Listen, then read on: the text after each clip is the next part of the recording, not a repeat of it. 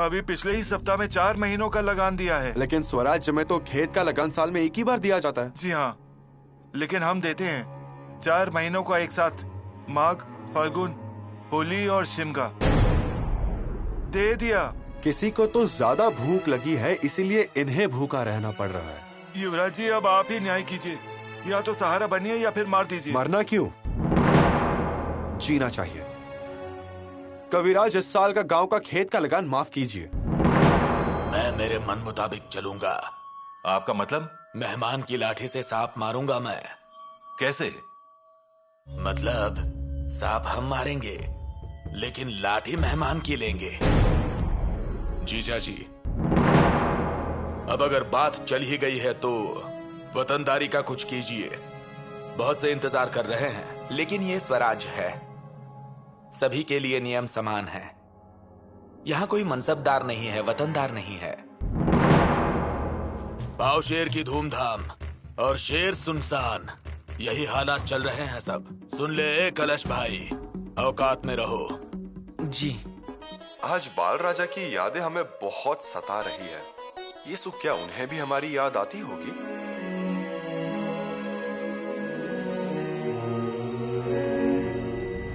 अरे वाह, ये मिठाई तो बाल राजे को बहुत पसंद है। खाओगे? जी। नाश्ता नहीं किया ना?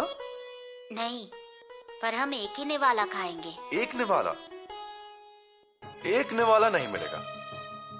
ये पूरा कटोरा आपके लिए। पूरा कटोरा इन्हें खिला दीजिए।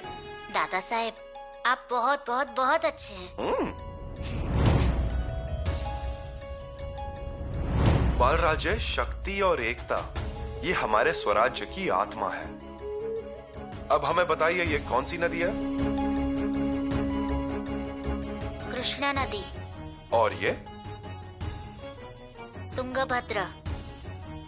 दोनों नदियां जब अकेली बहती है तब कैसी दिखती हैं? छोटी छोटी दिखती हैं।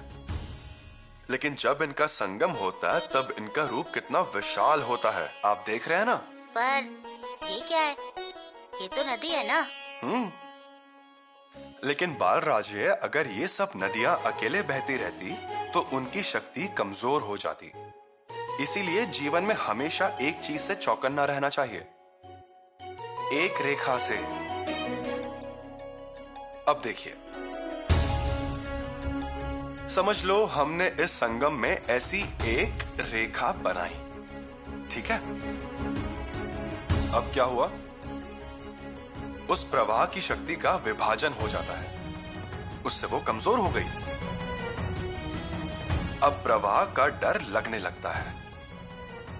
इसलिए बाल राजे, अपने मन में, घर में, गांव में और स्वराज्य में रेखा कभी होनी ही नहीं चाहिए। इसीलिए बाल राजे, हम दोनों में भी कभी किसी को रेखा खींचने नहीं देना है। रेखा खींचने देनी नहीं।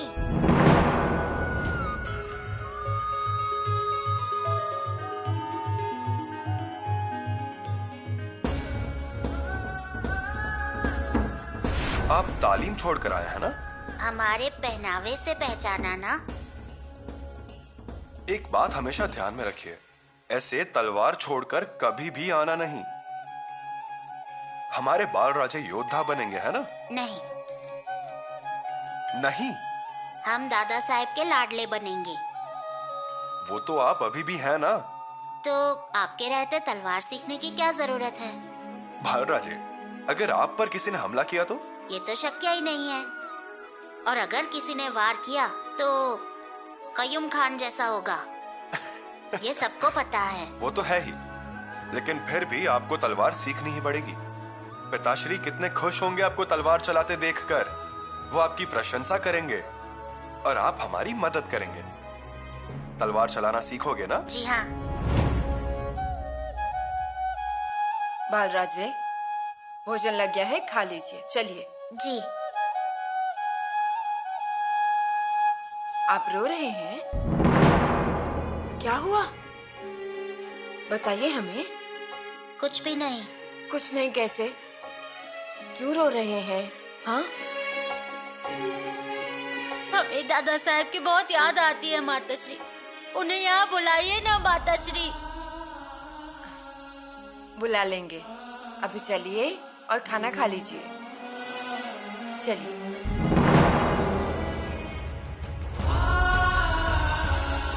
बालराजे आ रहे हैं ना? अभी आए। एक भविष्यवाणी करूं क्या? भविष्यवाणी? किसके बारे में? युवराज के बारे में। युवराज के बारे में? वो तो निसंकोच कीजिए। वो अब जल्दी किले पर नहीं आएंगे। क्या? हमने व्यूह की रचना ही वैसी की है। परंतु पंत किस लिए?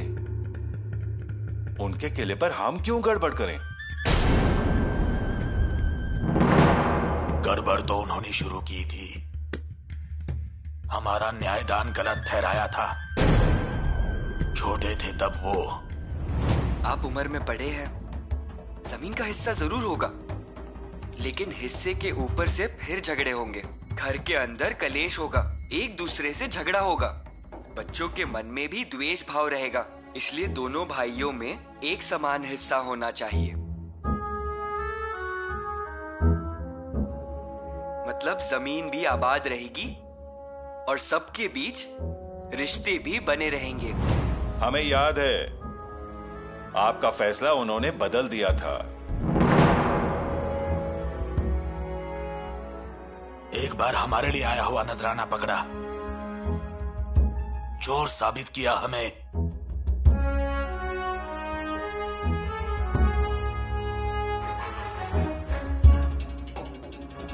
इसीलिए तलाशी के लिए इनकार कर रहे थे आप? नहीं, मतलब किसके लिए लाए हैं ये तोहफे? तोहफा नहीं युवराज, वो ये मूर्ति किसके लिए लाए हैं? ये मूर्तियां लेकर आना है, ऐसा संदेशा सुरनीश जी ने भेजा था। अभी तक वो अपमान मैं भूला नहीं हूं। हम चोर हैं, हम झूठे मंत्री हैं। पंत जाने दीजिए। उस समय वो छोटे थे, उनमें समझ नहीं थी। अब भूल जाइए वो सब। छोड़ देते हैं हम हर बार, लेकिन छोड़ी हुई बिल्ली जैसे घर वापस आ जाती है, वैसे ही अपमान कितना भी छोड़ने की कोशिश करूं, बिल्ली की तरह पैरों में आ ही जाता है, दुम हिलाता ही है। क्या कहा था उन्होंने? मैंने महाराज को धोखा दिया। अनाजी पंत, आपने अजिंक्य तारा जीत लिया, जरूर जीत लिया, लेकिन अजिंक्य तारा पर फौज कितनी थी? सिर्फ 500 सैनिक थे। आपने महाराज को बताया 3000। 2 दिन में आपने अजिंक्य तारा जीत लिया, लेकिन महाराज को बताए 5 दिन। लेकिन किला तो जीता ना? हाँ, जीता ना अनाजी पंत, लेकिन हिसाब में 3 दिन का खर्चा भी बढ़ गया ना? क्यों ऐसा करते हैं आप अनाजी पंत? युवराज माफ कीजिए, आपको खबरें गलत मिल रही हैं। अनाजी पंत, आज तक हमने सिर्फ स्वराज्य के मंत्रियों के बड़प्पन के बारे में सुना था, लेकिन आज उनकी गहराई भी देख ली। अब जब तक जान है तब तक बदला लेता रहूंगा। होशियार!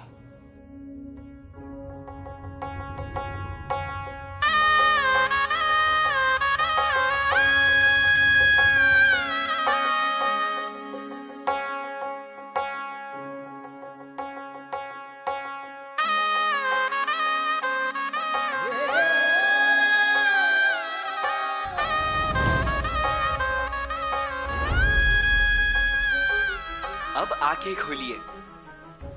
अरे वाह, शाल पसंद आई?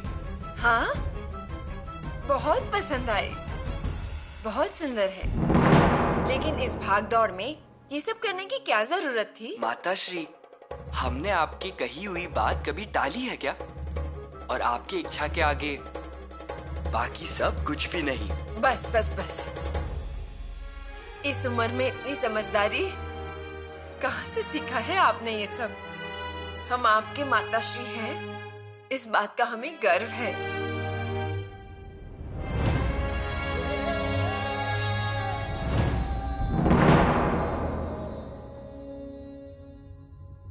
नारियल की बर्फी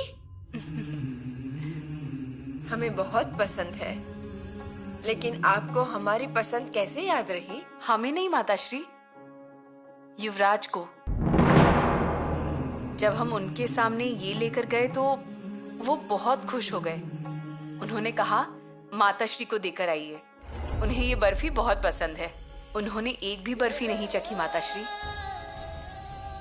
और हमें सीधा आपके पास भेज दिया।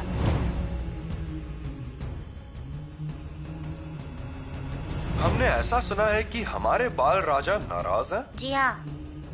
वजह? आप हमें छोड़कर जा रहे हैं ना, और आपके जाने के बाद हमसे लाड कौन करेगा? हमें तलवार कौन सिखाएगा? हमें संस्कृत कौन सिखाएगा? हमने सब बंदोबस्त कर दिया है माताश्री। बाल राजे के लिए हमने बहुत ही उम्दा दर्जे के संस्कृत के पंडित को बुलाया है। इसके अलावा शास्त्र का ज्ञान देने वाले भी किले पर हाजिर हैं, और वो सब इतने माहिर हैं कि हम लौट कर आने तक आप हमारे साथ तलवार खेलने के लिए तैयार हो जाएंगे।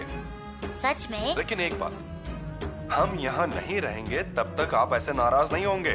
माताश्री को तंग नहीं करना है। नहीं करेंगे। उनकी बात मानोगे? हाँ, मानेंगे। तो फिर वचन दीजिए। वचन।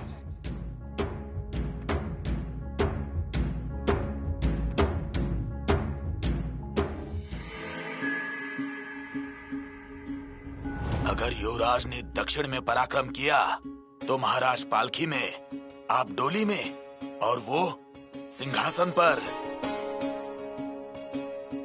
राजा राम राजे ही छत्रपति बनेंगे। वो भूल जाइए महारानी जी, ऐसा भोलापन आगे लाचार बनाता है। अजी सच्चाई ये है कि राजा राम राजा छोटे बनकर पैदा हुए हैं, और उनकी अगली पीढ़ियां और वो छोटे बनकर ही जिएंगे, और प्रजा उन्हें ये मान सम्मान नहीं देगी।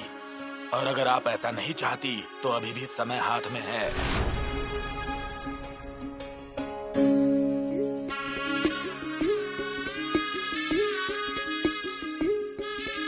बालराजे, जल्दी से बड़े हो जाइए, जनता के चहेते युवराज बनिए।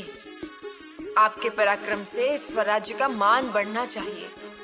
आप राजा बनिए, महाराज बनिए, हमारी सारी इच्छाएं और उम्मीदें पूरी कीजिए। हमें आप पर अभिमान हो, बस इतना कर दीजिए बालराजे, इतना ही कीजिए। और भाग्यवश इसकी शुरुआत कल से ही हो रही है। माता भवानी, हमारे बाल राजे को यश दीजिए। अजी मोरोपंत, जल्दी कीजिए। हाँ, बस हो गया। हाँ तो ठीक है। और वो कागजात न्यायदान के वो तैयार किए? अभी हो जाएगा। अजी देरी ना हो। नहीं होगी। तो ठीक है। बड़ी मुश्किल से ये दिन आया है। हाँ, उसमें जगदीश्वर की कृपा और आपकी कूटनीति। मेरी कूटनीति, लेकिन आपका साथ अहम था। अनाजी पंथ, हमारा क्या है? गणेश जी के साथ मूषक को भी पूजा जाता है। अजय ऐसा मत कहिए। आज बाल राजा न्यायदान करेंगे, कितनी बड़ी बात है। हाँ, फिर कब वो कचहरी में आएंगे ऐसा लग रहा है मुझे। उठिए, चलिए चलिए चलिए।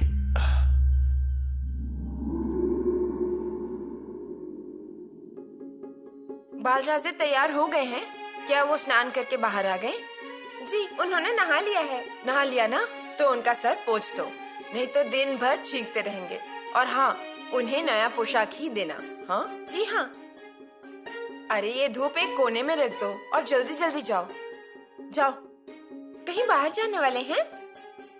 वो बाहर नहीं जा रहे हैं, लेकिन आज का दिन उनके लिए बहुत महत्वपूर्ण है। जितना तुम्हें कहा वो करो ना। जल्दी जाओ। मानाजी दादा। क्या बात है?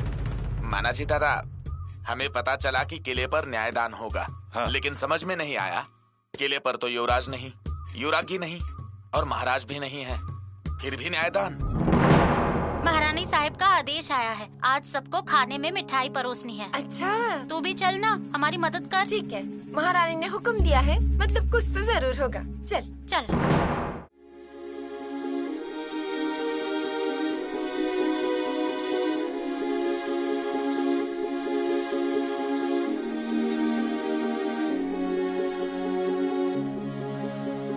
महारानी जी और बाल राजा वहाँ आने से पहले हमें उनके स्वागत के लिए तैयार रहना होगा। हाँ, मतलब ऐसा ना हो हमारी मेहनत पर पानी फिर जाए। अजी ये तो होगा ही। बाल राजा पहली बार आ रहे हैं, न्यायदान करेंगे। उन्हें न्यायदान करते हुए देखने की जल्दी हो रही है मुझे। मैं तो चाहता हूँ कैसे?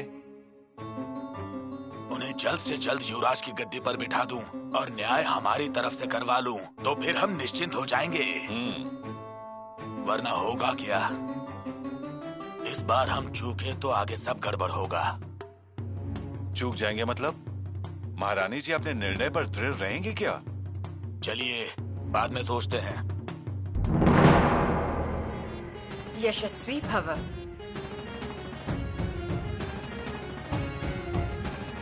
अरे वाह, नई पगड़ी, नई पोशाक, बाल राजे बहुत मजे में हैं। है ना?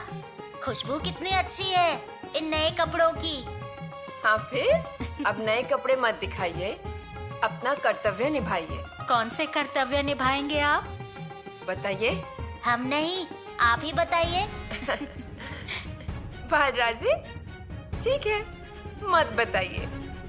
माताश्री, आप ही बताइए, कौन से कर्तव्य निभाने वाले हैं हमारे बाल राजे? रानो बाई, आपके बाल राजे आज से फैसला करने वाले हैं। फैसले? कैसे फैसले? रायगढ़ के फैसले, और उसके लिए इन्हें आप सबका आशीर्वाद चाहिए। बाल राजा फैसला लेंगे? कारण?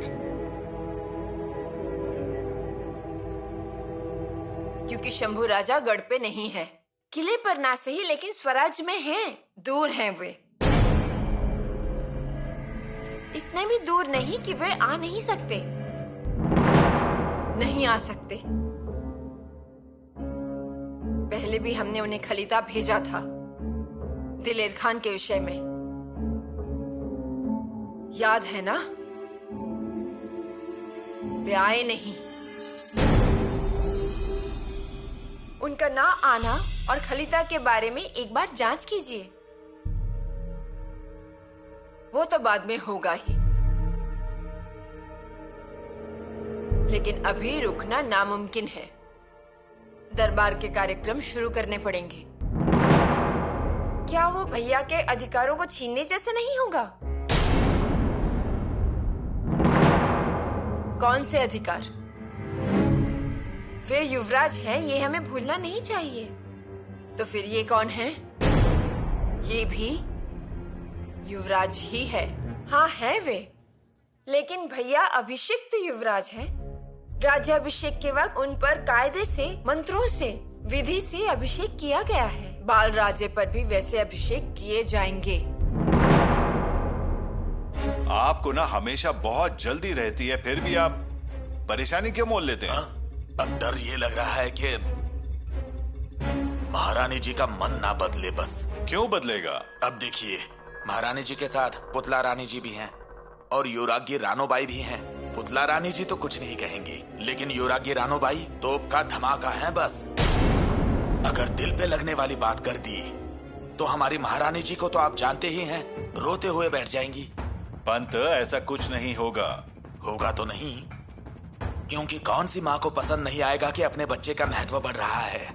लेकिन मुझे क्या लग रहा है कि क्या हम कोई गलती तो नहीं कर रहे हैं बाल राजा को युवराज की गद्दी पर बिठाने की? अजय, युवराज को युवराज की गद्दी पे बिठाने में कौन सी गलती हो रही है? आप बेवजह मत सोचिए। मेरा मतलब वो नहीं था। कल को महाराज क्या कहेंगे ये था मेरे दिमाग में। उन्हें नहीं कहना चाहिए कि हमने मन मर्जी की है।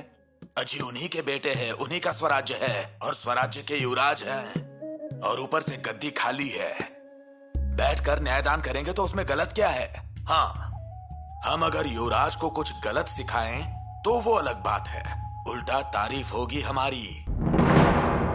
एक शेर सोने का कड़ा पहनाएंगे हमें। सच? महाराज किले पर आएंगे तो हम खुद से बता देंगे, जिससे चुगलखोरी की बात ही खत्म होगी। मतलब फिर तो चिंता नहीं। दूसरी बात, गद्दी पर क्यों बिठाया, न्यायदान क्यों करवाया, ऐसा तो महाराज नहीं पूछेंगे। तीसरी बात, शंभू राजा को अपने आप मात मिलेगी। जरूर मिलेगी।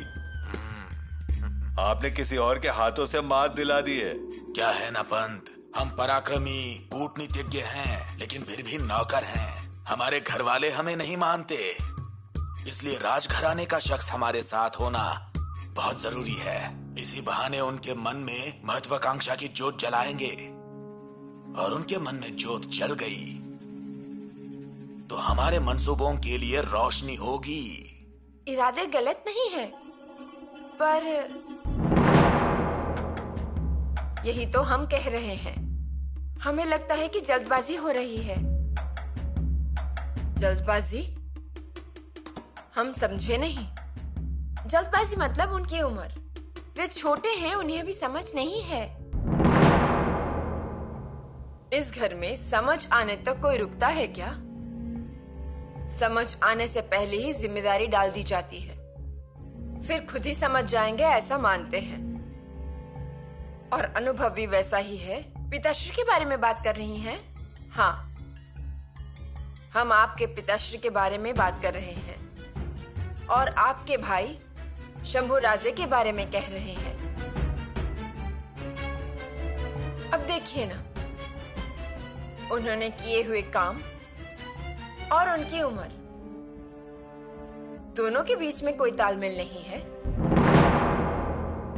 महाराज ने 6 साल की उम्र में ही शुभ इंद्रपुर के जागीर का पूरा भार संभाला था, क्योंकि वो उनके खून में है। और 9 साल की उम्र में शंभू राजे ने औरंगजेब के आंख से आंख मिलाई थी। ये भी खून महाराज के ही हैं। हम कहाँ मना कर रहे हैं, लेकिन भाई को संभालने के लिए पिताश्री थे, और पिताश्री को संभालने के लिए रानी माँ थी। तो हम और छोटी महारानी, हम दोनों मिलकर बाल राज्य को संभाल लेंगे, है ना पुतला रानी? जी, हम हैं ही इनके साथ। और होना ही पड़ेगा। बच्चा बच्चा कहेंगे तो ये बड़े कब होंगे? बड़ी रानी साहिबा, बड़े तो हो ही जाएंगे, पर वैसा महाराज की गैर हाजिरी में नहीं। मतलब? बाल राजा को बड़ा होना जरूरी है, पर महाराज की छाया में, और बाल राजा को राजनीति आनी चाहिए, वो भी महाराज की उंगली पकड़कर, क्योंकि उस उंगली का खून महादेव के शिवलिंग पर बहाया हुआ है। उस उंगली को कैलाश के महादेव की जटाओं को लाल करने का सौभाग्य प्राप्त हुआ है, इसलिए उस उंगली को पकड़कर ही चलना है। राजकुमार शंभू भी उस उंगली को पकड़कर ही सब सीखे हैं, इसीलिए बाल राजा, हमें भी उसी तरह सब कुछ सीखना है। और इसीलिए हमें ऐसा लगता है कि महाराज की अनुमति लेना जरूरी है फैसले करते समय। हम आपसे सहमत हैं, लेकिन महाराज की अनुमति अगर चाहें भी तो कैसे लें? क्या ये मुमकिन है? खलीता भेजने और आने में ही 1 महीना लग जाएगा, और वहां लड़ाई का शोरगुल अलग, और इन सब में महाराज को ऐसे छोटी छोटी बातों के लिए परेशान करना ठीक होगा? माफ कीजिए माताश्री, पर आप थोड़ा रुक जाइए। हम रुक सकते हैं, लेकिन प्रजा रुकेगी क्या? फैसले में देर हो जाएगी। अगर फैसले देरी से होंगे तो स्वराज्य पर आंच आएगी। क्या वो ठीक होगा? माताश्री, बाल राजे को गलत तरीके से जनता के सामने मत लाइए। रानोबाई, तरीका गलत नहीं है, हमें तो ऐसा ही लग रहा है। मतलब कुल मुख्तियार युवरागी और भैया इस वक्त यहाँ नहीं है।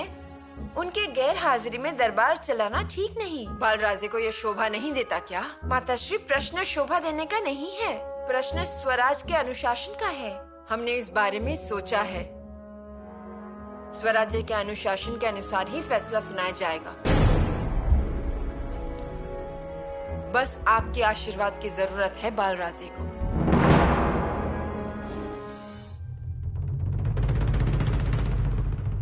हमें रायगढ़ पर खलीता भेजना होगा। किस चीज का खलीता? आपने जो लगान माफ करने का निर्णय लिया है उस बारे में सबको सूचित करना होगा। हाँ, लेकिन किसको सूचित करना है? कुल मुख्तियार हमारे सामने है और युवराज आपके सामने है। पर हमें लगता है कि सूचना भेजनी चाहिए। किले पर दोनों माताश्री हैं, मंत्रिमंडल है और सबसे ज्यादा महत्वपूर्ण किसानों के लगान से संबंधित सुरनीस अनाजी पंथ है। तो फिर कर दीजिए सूचित। और हम उन्हें ये भी याद दिलाएंगे कि लगान बहुत ज्यादा और सख्ती से लिया जा रहा था, जो बिल्कुल अवैध है। उस वजह से किसान भूखे मर रहे थे और इसीलिए युवराज ने लगान माफ करने का फैसला लिया। बहुत अच्छे। ये जो आपने अभी इतने अच्छे तरीके से कहा ना, वैसे लिख दीजिए और उन्हें सूचित भी कीजिए। क्या हुआ युवराज, आप गुस्सा हैं? नहीं तो। गुस्सा है ना? सच कहिए हमसे। आप तो मन की बात जानने लगी हैं अब। हमसे कोई गलती हो गई क्या? रायगढ़ पर सिर्फ इतना ही खलीता भेजिए कि हमने कर माफ कर दिया है। खुलासा ना करें, खुलासा उन्हें पूछने दीजिए। हमें देखना है कौन हमें खुलासा पूछता है, हम जवाब देंगे। मतलब? रायगढ़ पर हमारा निर्णय मालूम पड़ा, ये काफी है। हाँ युवराज, लेकिन अगर किसी मंत्री ने पिताश्री से आपकी शिकायत कर दी तो पिताश्री को गलतफहमी हो जाएगी और फिर आपको उन्हें जवाब देना पड़ेगा। हम आपको जवाब देंगे, आखिर फैसला तो आप ही करेंगी। कोई और भी तो सवाल कर सकते हैं ना? सिर्फ आप सवाल पूछ सकती हैं, सिर्फ आप फैसला कर सकती हैं। जो जिम्मेदारी निभाता है वही फैसला कर सकता है।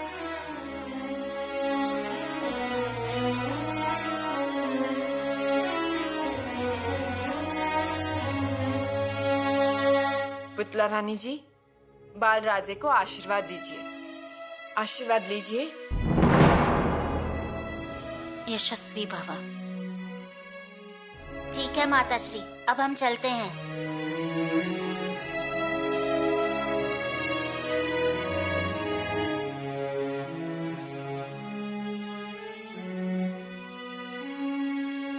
चलिए।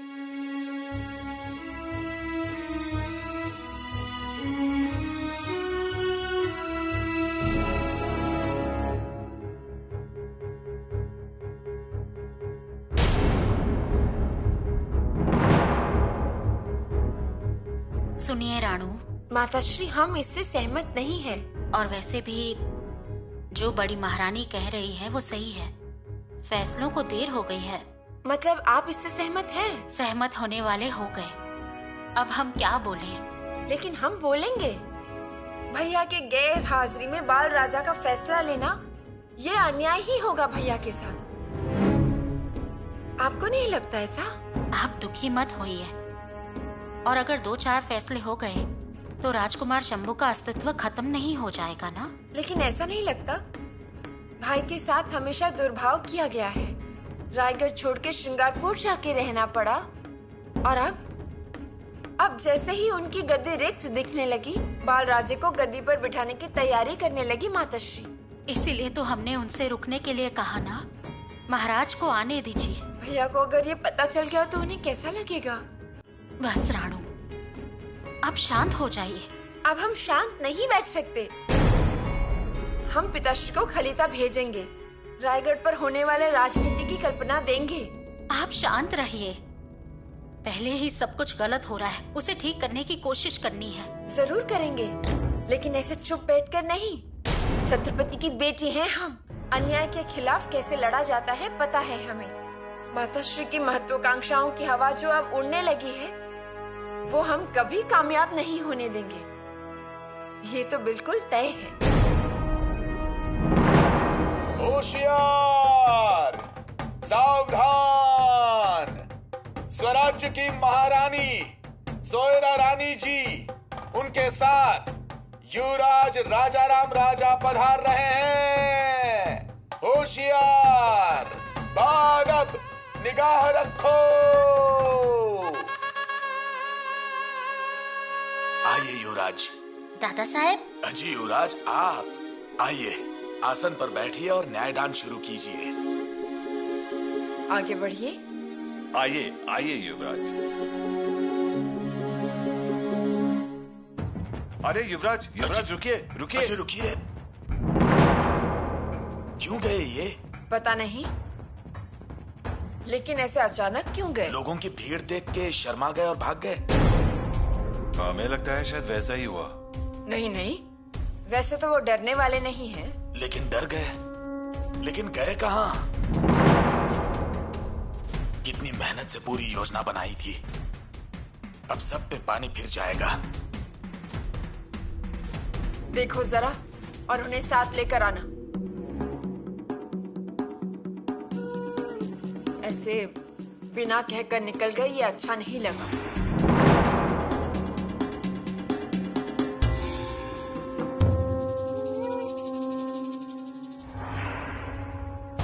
देखिए, आ गए युवराज।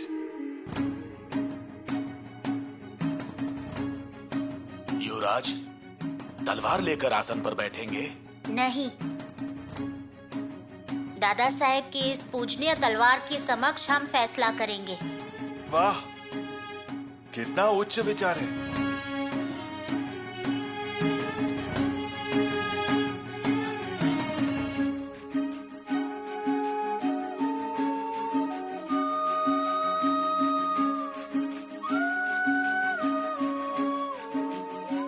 ये क्या युवराज? महारानी जी, ये अगर इस आसन पर बैठे तो हमें जमीन पर बैठना पड़ेगा। बालराजे। बालराजे, उस तलवार को नीचे रख दीजिए और इस मुख्य आसन पर विराजमान हो जाइए। नहीं, ये जगह हमारी नहीं है। ऐसा क्यों कहते हैं? आपका दर्जा बराबरी का है। अजी, आप स्वराज्य के युवराज हैं और ये स्वराज्य के युवराज का आसन है। युवराज बैठिए।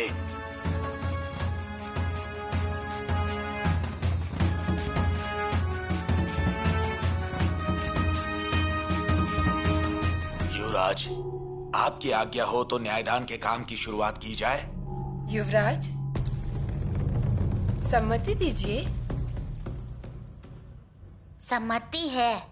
देखिए कितने होशियार हैं ये।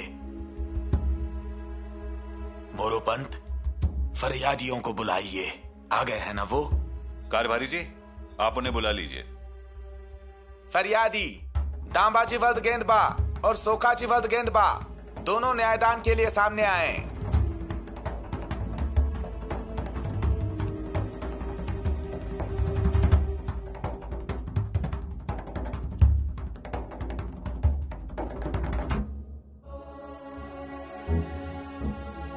फरियादी कौन है पूछिए। किसकी शिकायत है? मेरी सरकार। युवराज बोलिए उन्हें, आगे बोलिए। मेरी युवराज। मैं छोटा और ये मेरा बड़ा भाई है। हम दोनों की 10 बीघा खेत की जमीन है, लेकिन ये मुझे बंटवारा करने ही नहीं देता। बंटवारे के समय सब अगला पिछला निकालता है।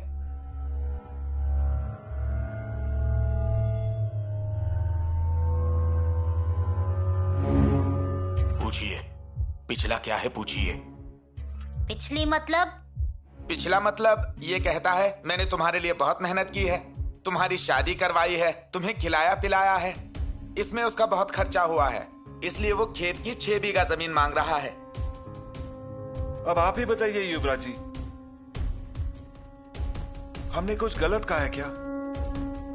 इन्हें बचपन से ही हमने पाला पोसा है, इसलिए हम ही बड़े हिस्से के हकदार हुए। अरे लेकिन आधा आधा लो ना। आधा हिस्सा क्यों ले हम? इन्हें हमने फौज में भी काम दिलाया है। तो आप क्या करते हैं फौज में? मैं मशाल वाला हूँ। यानी इन्हें वेतन मिलता है, पर हमें ऐसा कुछ नहीं मिलता। हम कहां से पैसे देंगे? इन्होंने तो कभी फूटी कौड़ी भी नहीं दी हमें, इसलिए हमने कहा इनसे नहीं चाहिए, लेकिन हम आपको सिर्फ 4 बीघा जमीन देंगे।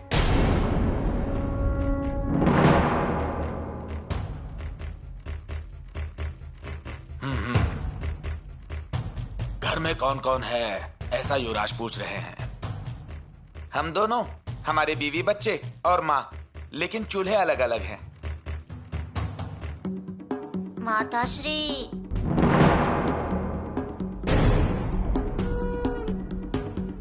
देखिए, युवराज पूछ रहे हैं कि किसके साथ रहती है माँ। मेरे साथ रहती है माँ। पंत जी,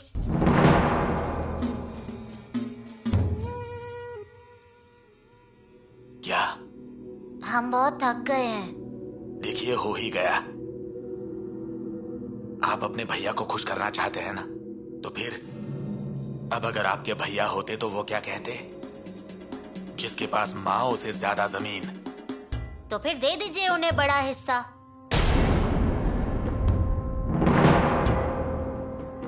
देखिए, कर दिया न्याय। हमारे इतने से युवराज ने न्याय कर दिया। सच में मातृभक्त है। योग्य न्याय किया। 6 बीघे जिसके साथ माँ है और 4 बीघे जिसके पास माँ नहीं है उसे। धन्य हुआ माय बाप, धन्य हुआ।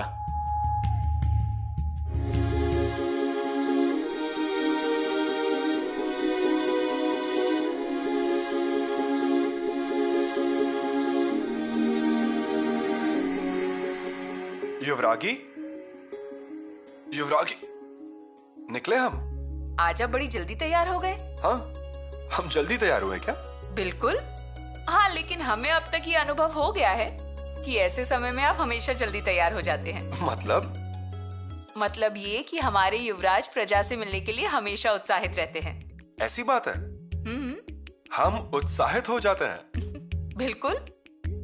कब आप अपनी प्रजा से मिलेंगे, कब आप उनसे बातें करेंगे, कब उनके साथ घुल मिल जाएंगे, बस यही सोचते रहते हैं आप।